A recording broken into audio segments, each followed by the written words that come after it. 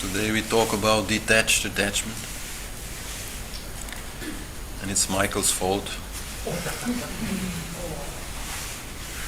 Because some weeks ago, at the end of the class, there were some questions and apparently there was some confusion about attachment and about detachment.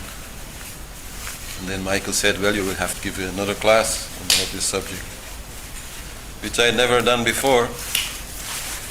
But I thought, well, actually, it's a simple subject. I can explain it in 5 minutes, 10 minutes, something.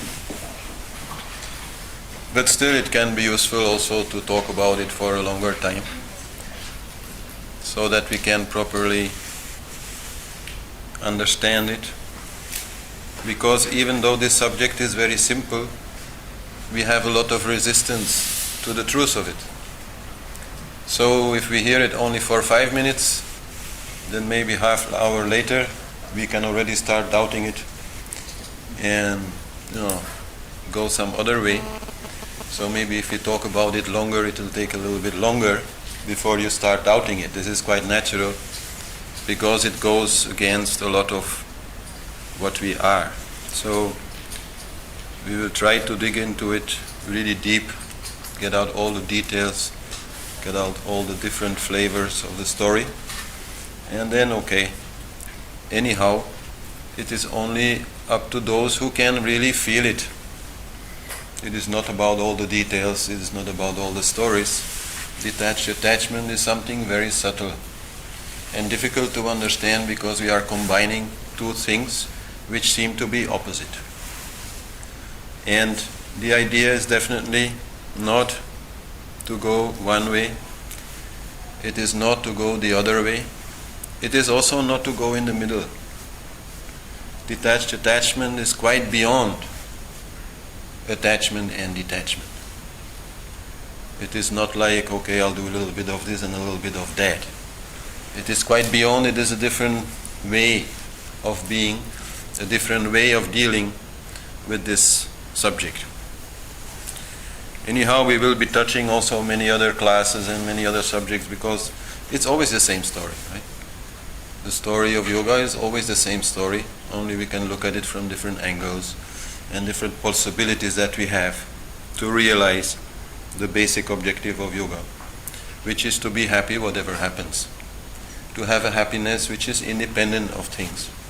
And of course there our attachment to things plays a big role, and our ability to detach from them plays a big role. But as I say, the truth is beyond that duality. The truth is in detached attachment. So let's first have a look at this subject of attachment. And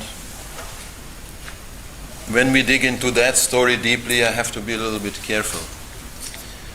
It's like some years ago I gave a class which is called Hello Mr. Ego. And the next week somebody came from this class and said, you have ruined my life. I never want to see you again. And I never saw him again. I'm really worried, like, what's happening to him now. Because he felt that whatever he was doing, he was seeing his ego in it. Of course. No? Because the ego is always there. And so he always felt he was doing wrong. So he felt, how can I live like this? And he wanted to forget about it. So it's a little bit the same when we go into all the different ways in which we can be attached. Also there it's maybe a confrontation. So, but don't take it very seriously. Attachment is very natural. It's a very natural thing, and it is only from this idea that we want to be happy, whatever happens, that we can question this attachment. But the attachment in itself is quite a natural thing, it's part of the game. And so we should not feel bad whenever we see in ourselves a particular attachment. It is still our choice what we do with it. It is not about right and wrong. You should never feel wrong or bad or stupid even whenever you find in yourself a particular attachment. It is quite natural.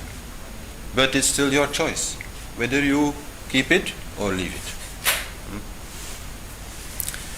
So the first question to answer there is, why do we attach? And the answer lies in the ego. The ego is the one who attaches, who identifies with things. One might say that the basic attachment or the basic desire for attachment comes out of our existential fear. The fear of not existing, the fear of ceasing to exist, the fear of being unimportant. It is from this fear that we are constantly trying to find things which support our importance, which support our existence.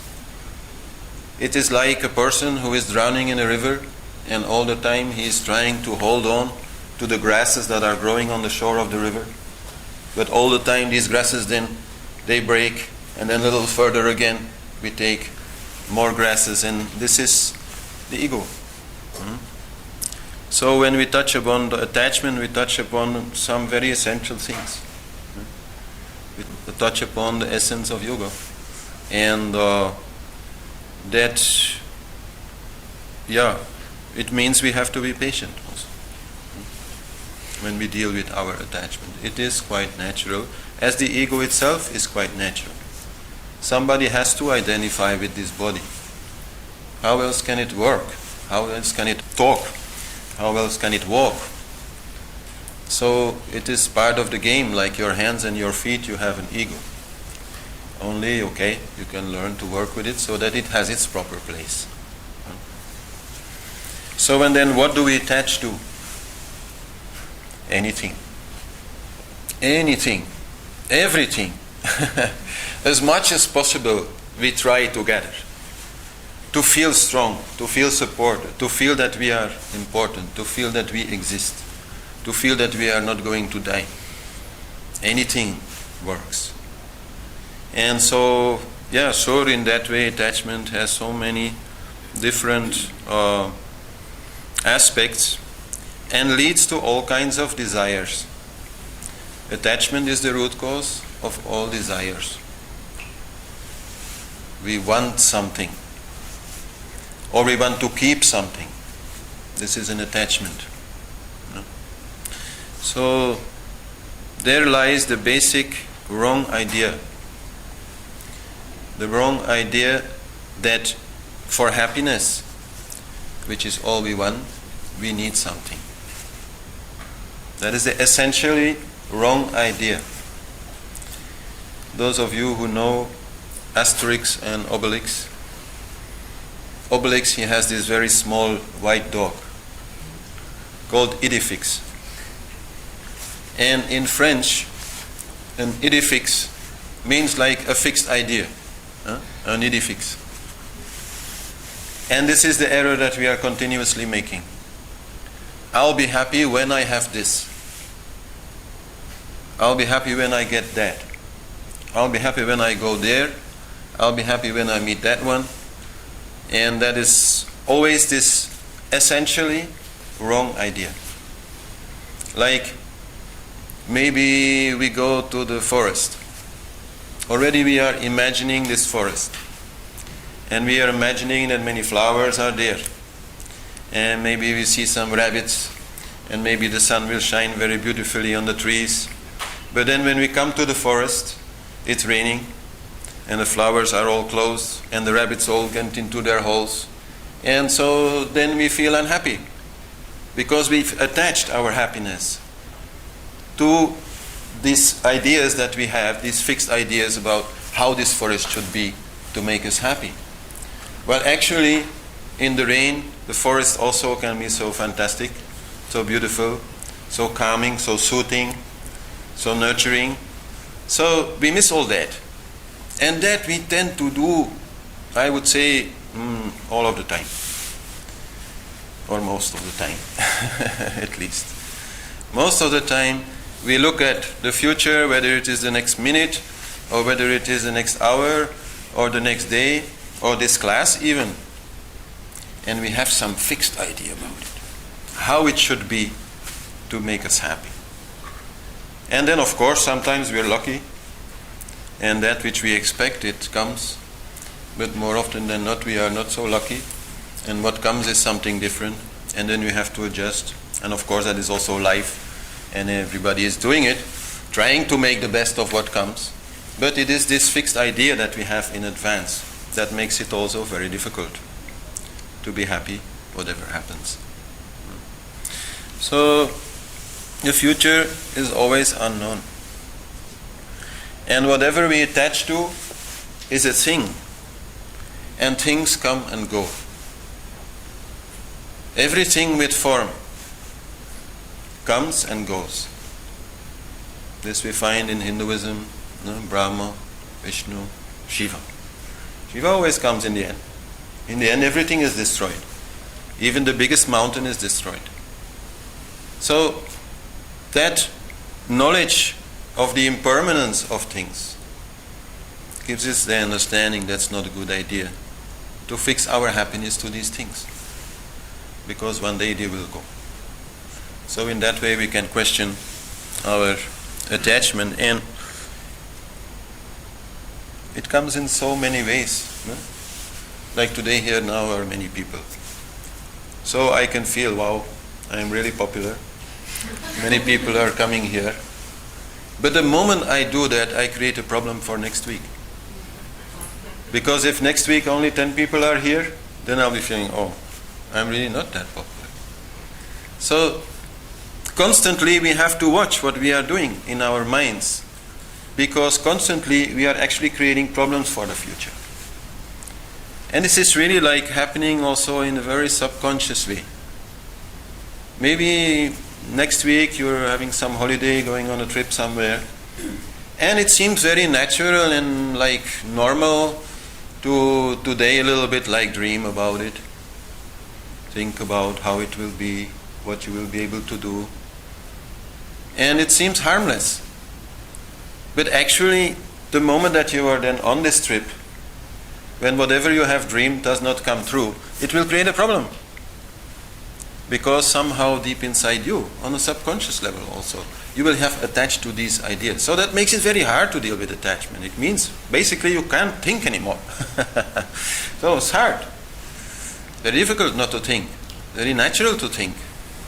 But the least you can do is whenever you see these thoughts, whenever you find these thoughts in yourself, a little bit laugh at them, a little bit smile at them. Know that you do not know the future. Know that you have no idea what's going to happen, and know that in everything and anything, something beautiful, something enjoyable is there. Whatever happens, that is of course another part of the understanding. That which we usually find pleasurable may be pleasurable, and that which we usually find not so pleasurable may not be so pleasurable, but both are great. Both are bringing us a lot.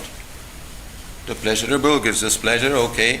That which is not pleasurable gives us pain, but also makes us grow, makes us more strong, so that we can, enjoy more other things later. So there's really no point in all this projecting of ideas, and in that way, our like and dislike of things we have to question. And like and dislike is difficult to question, because like and dislike is all that our mind knows. This is how mind works. Mind is all about categorizing. This tastes fantastic, this tastes awful, and this tastes not so bad. And so this is our thought system. It's like that. It's very hard to go against it. But still, it is that which we have to stop doing. And to take a parallel with Facebook, when you put something on Facebook, then some people may like it, and they are not yet allowed to dislike it. There has been some talk about that possibility coming, but I don't think Facebook will do it. It's like against their good business. But if you are attached to those likes, you have a problem. Everybody knows that. Some people then say, well, I better not put anything anymore on Facebook, because whenever I put something, I still want to know how many people like it. And if not many people like it, I feel bad about it. And if many people like it, I feel good about it. And then I feel so good about it that I put something else, and then nobody likes it, and I feel bad again. And it's it's the same story. So this whole attachment game is in a way very funny and very strange also, because we do not only attach to those things that we like, we actually also often attach to those things that we don't like. We attach to those things, that are causing us problems. We like to think about our problems so much.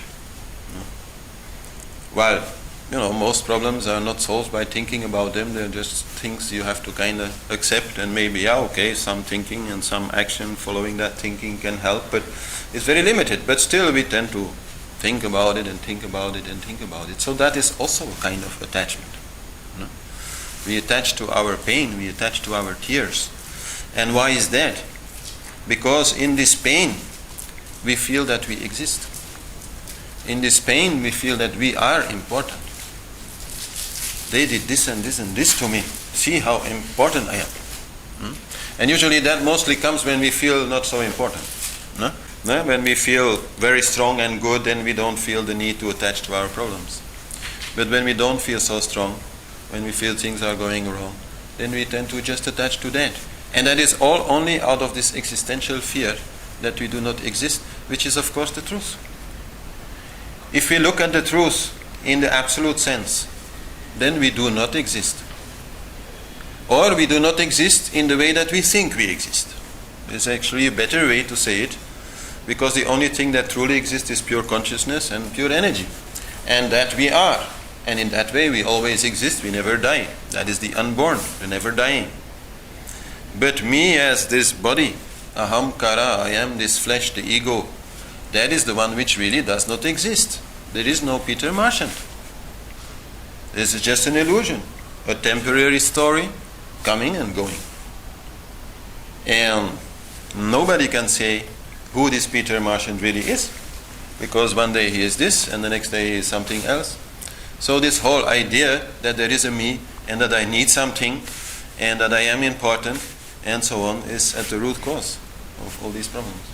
It is this fear that, maybe I am not so important. Maybe I'll just die, nobody notices. So that is, where it all starts from. So it's very, very essential, and we can relate it also to the chakras, because there these basic desires come. So also our basic attachments we can find there. So the attachment of the first chakra is the attachment to survival. It's very much related to our identification with the body. So whenever we feel that is threatened, maybe we work very hard, or we visit many doctors, or something like that. So that is also the very basic attachment to our body, to our survival. Then the second chakra attachment is the attachment to our enjoyment. Different kind of enjoyment, attachment to chocolate and all kinds of very tasty things, attachment to good music, attachment to stories in books and nice movies, attachments to music festivals and parties and groups of friends where we can have a lot of fun and jokes and so on. These are also attachments. Like maybe some night you go into town thinking, I'll meet my friends and we have a lot of fun, and then, you don't find anybody. Very, very disappointing, So, but if you go into town and you think, whoever I meet is my friend, it's different. So, there also it works. And the attachment in the third chakra is the attachment to our achievements and what other people think about them. That is where the 40 people or whatever, sitting here come in, and the 10 people next week come in, and if I attach to that, I have a problem. Maybe not now, but maybe next week. So this is, in third chakra where we operate. And then in fourth chakra we attach on the level of the heart to people, maybe also to animals, maybe even to a house, or a nice place, and we really attach very deeply to them. And then certainly also, if the need for detachment comes, if that thing which we love goes or dies or whichever, then we also feel the pain. So that is the attachment of the fourth chakra. And then we have the attachment of the fifth chakra, which is the attachment to our thoughts and ideas and opinions, which can also be very strong. There also, if somebody questions them, we can get very angry or very upset or very uncertain maybe. If the other person is like very convincing, then we can feel, my whole thought system is like going down the drain, and that can feel very, very like insecure. No? Because that is very much where we also find existence, where we also find importance in our opinions and our ideas about this world and what should be and what should not be and so on. This is also very strongly an identification. And attachment and identification are actually same. When you identify with a thought, when you identify with chocolate, when you identify with some person or some song or something, then you are attaching to it. So that is where we find it. And then of course here also in sixth chakra, the desire for enlightenment is also in itself an attachment. It's the desire to become detached, of course. But in itself, it is also a desire and an attachment. And it can cause many, many problems. So also there we have to see, okay, what can we do with them? And another way to look at these attachments are through our different bodies, the koshas, which all in turn will also attach. It is the ego who essentially will attach. But also our other parts, let's say, they will follow. And even the physical body very much can attach to all kinds of things. Like your desire, let's say, for chocolate or ice cream or fruit juice or whatever, you like, is not only from the ego, of course. It also is from your body. It is from your organs also coming. Your liver feels it really needs some chocolate, which is a bad idea for the liver actually, but okay. So it's really like your cells who are also having this kind of attachments. And even to people. Like if you're in love with somebody and you make love to somebody and then after a while it goes. Sure, also your body will feel it. Your body will feel a longing for this connection with this person. So that also needs to be known and understood. And even in the doshas in your body, the play of the elements, the play of fire, the play of earth, of water, of air, and akash, even in that play there are all kinds of attachments. Because water likes to play with water, and earth likes to play with earth, and fire likes to play with fire. So these elements in your body also, they will kind of search for a connection. They will kind of search for an attachment so that they can become more strong or feel more alive or feel more like they exist. Because they, of course, also, like you, as the ego, have an existential problem. So, the koshas, the doshas, the mind in a way is the one who plays a big role in attachment, but the mind is actually the one who attaches the least. Oh, he's easily attached, but also easily detached. Like, you hear a song on the radio, and then afterwards you can't get it out of your mind.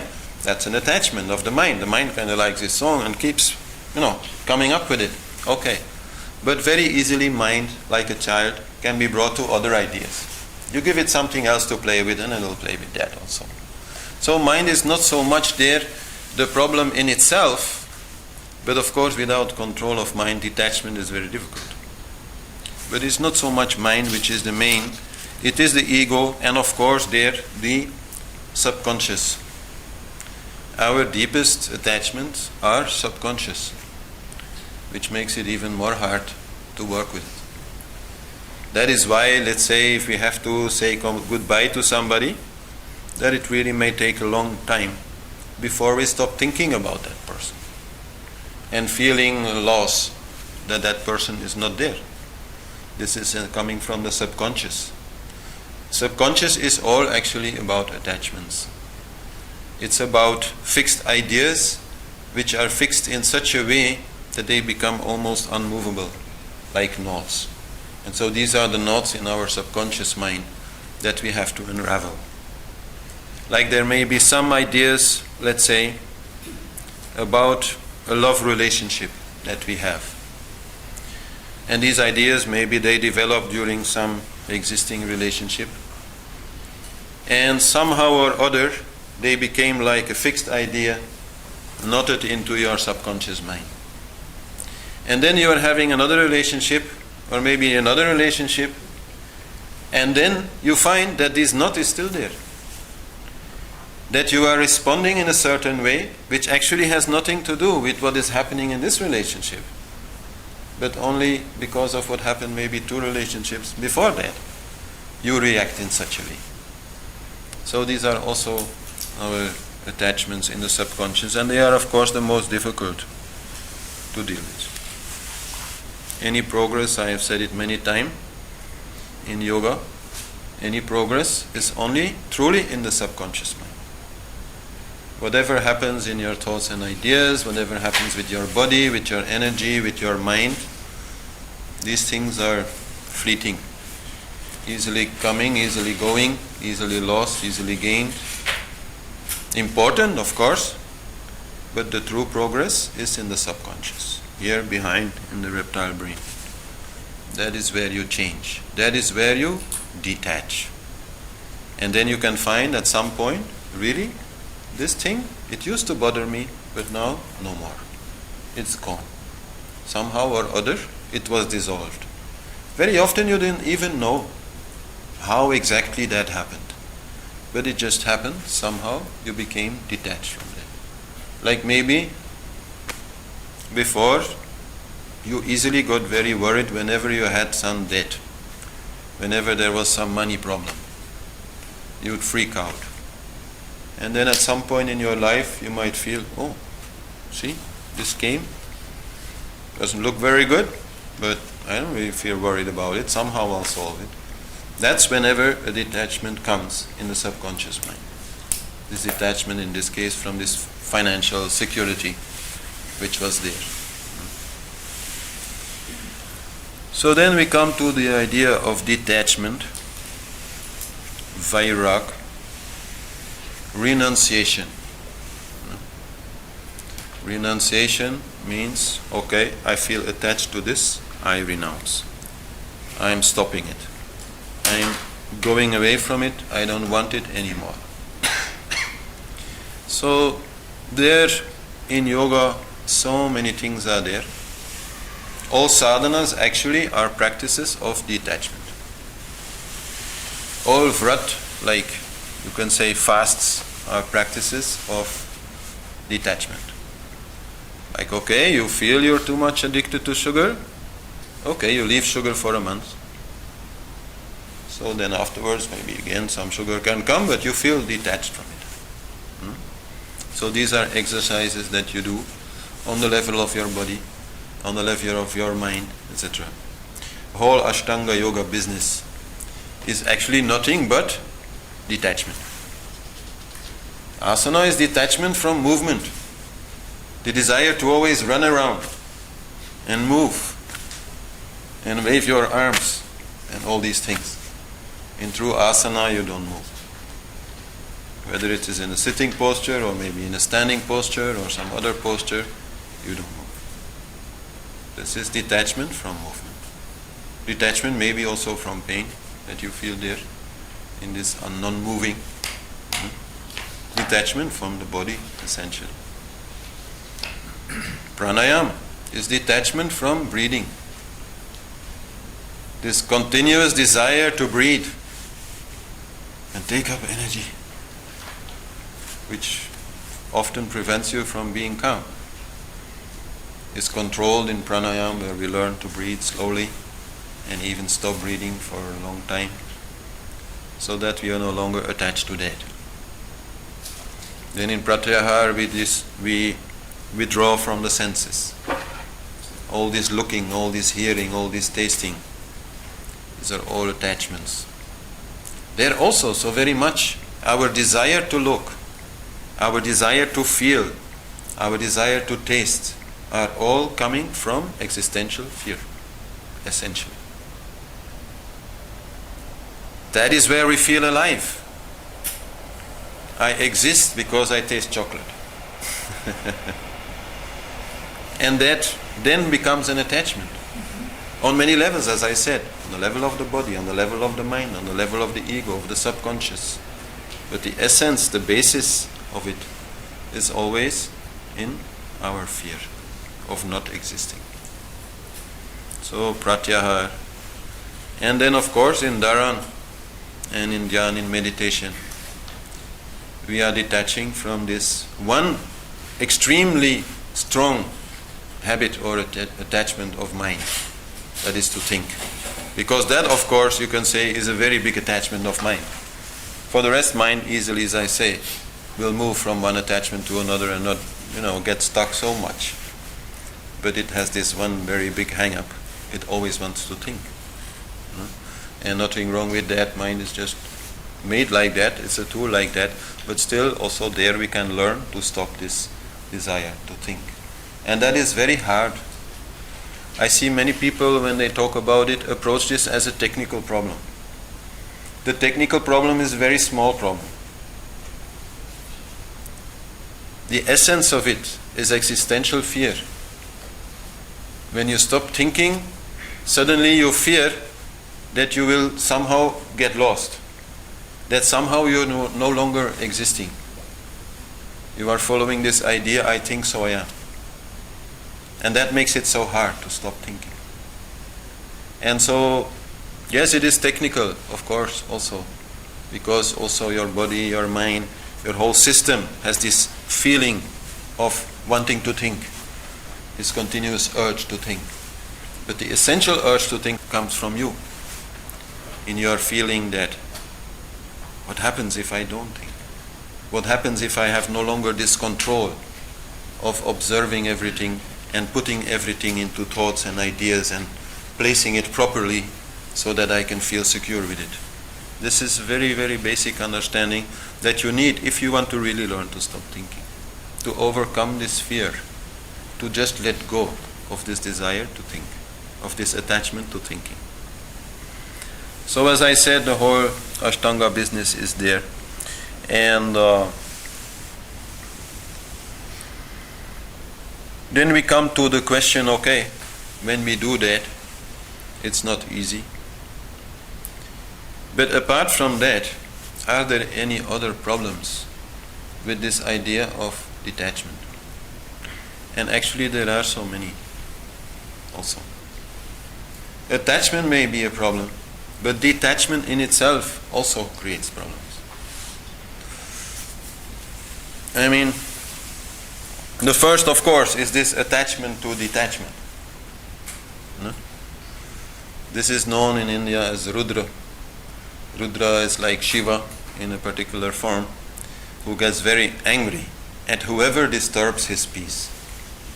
And definitely that is very dangerous in your life. That is something you have to watch out for. It's okay to want to detach, it's okay to want to have peace, it's okay to want to stop your mind. But the moment you start seeing other people or things happening as the reason why you can't get it, then you have a problem. Then you are a little bit too much attached to this idea of detachment. So that is something one should not do. Whatever exercise you do, whatever sadhana you do, is always an exercise. So it does not matter when there is a lot of loud music around, or your children are creating trouble, or your husband is creating trouble, or whoever is creating trouble. It does not matter. It's only the exercise which matters. So in that way you can a little bit bypass this problem. And of course also this very much comes in your way of dealing with yourself. As I said in the beginning, you have to be patient with yourself. The moment you are not patient with yourself in dealing with your attachment, my God, your attachment will only grow. It will only become more big. It will only become more strong, because you will be feeding it your energy. That is very essential to understand. The moment you say, okay, I have this attachment and I want to do something about it, if you then try to do that and it doesn't really work so well, and you make a problem out of that, you get angry with yourself, then you might get stuck with that attachment for a very long time, I tell you. So you have to approach your own attachment with peace. With sadhana, okay. With exercise, okay. Put yourself on the grill, like roast yourself a little bit so something changes. But don't expect it to change. Don't expect it to change as fast maybe as you want it to change. Some attachments, they come from very deep. They may come from your childhood, they may come from past lives. In the subconscious there are so many things from past lives. So there you have to love yourself, accept yourself as a work in progress, and not to get too much attached to all this detachment business.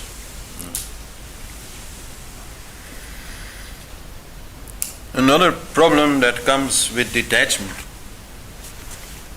is that, let's say that you are attached to 100 things. It's good to write a list sometime. Not bad. To once make a list, okay, all the things that you are attached to. And let's say you are attached to 100 things, and then you start working with them. Then maybe after some years you find, okay, now I'm only attached to 10 things anymore. 90 have gone. And it seems like, you've done great, you've made great progress. But the problem is very often that all this attachment that you had to these 100 things is now attached to these 10 things that remain. That is something, I tell you, the moment I realized that in myself, I felt very bad. And you can see it even with those who are very detached in the way, like sadhus, who are completely detaching from worldly life, from family life, from any wealth, from any sensual enjoyment or whatever. They live a very, very simple life and only try to find the self in all these things. Still many you can find who are extremely attached to whatever remains.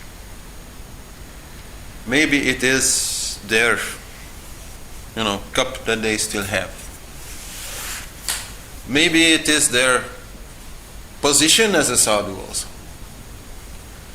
Maybe it is whatever idea they have about the level of enlightenment and detachment that they have reached. But whatever it is, it can still be extremely strong and extremely negative for other people and for themselves and for their happiness also. So that is something to understand. Part of the game is certainly to now drop this and then later maybe drop that and then later something more and okay. But it's also just your general level of attachment which has to go down. So okay, it's good to think about all your attachments and see what you can do with them as exercises. But understand it's not about one of them or either of them or all of them.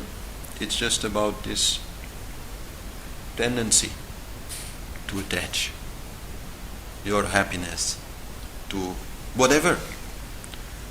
Because, it's very easy to say, I'm not attached to any wealth, and I'm not attached to any people, and I'm not attached to any job. But still that energy somehow will find a way.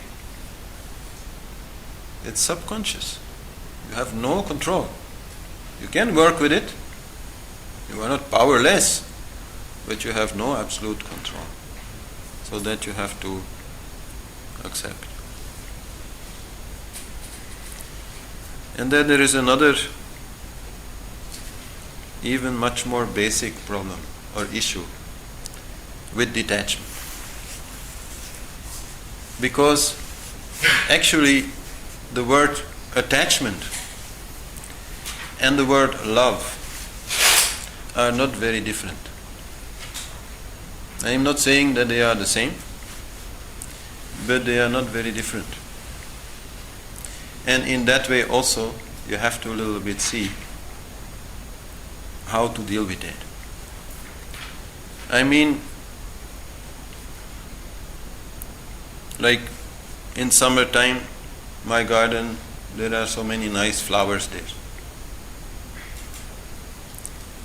So I can enjoy that. Enjoying it may mean that I am getting a little bit attached to it. So now autumn comes and less flowers are there. And then winter comes and all the flowers are gone. And I may feel some pain of that.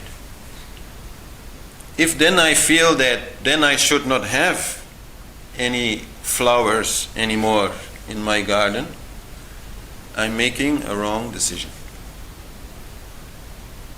One might think so, Whatever flowers I have in my garden, they're only going to make me attached to them, so I don't want any more flowers in my garden. Let's all destroy them. Only grass. I don't care about grass, so I just put grass and nothing else. Right? So that is even more essential, the problem with detachment, or with the wrong kind of detachment. It is because we are also here to love.